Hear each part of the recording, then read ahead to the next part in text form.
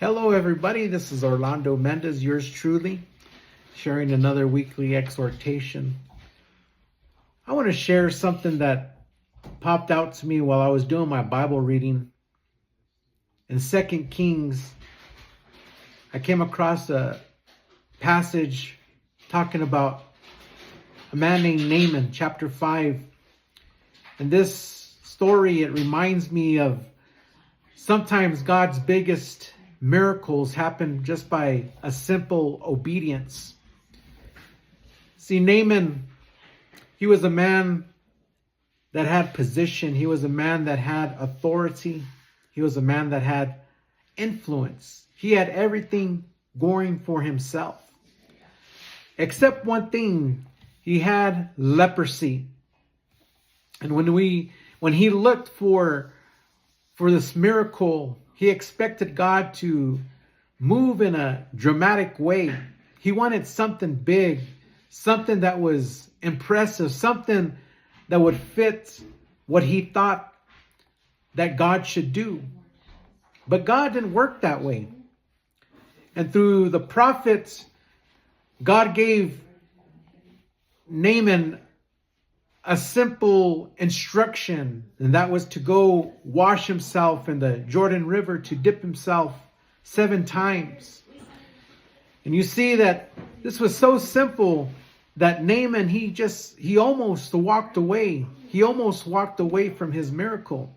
Not because God wasn't willing, but because of his pride, and he thought it should go. It didn't fit what he thought as big as what God was. And though he went through with it, he went to the Jordan, and man, he looked at that river, and man, it's too dirty. It was too simple. It was too beneath him.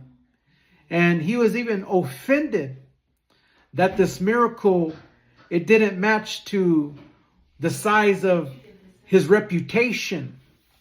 And as I read that, the Lord reminded me that sometimes the answers that I'm praying for, that are sitting on the other side, is just a simple step that God already told me to take. Sometimes it is forgiving somebody. Sometimes it's praying again. Sometimes it's apologizing. Sometimes it's letting go of habits or an attitude. And sometimes it's just trusting God when I don't understand.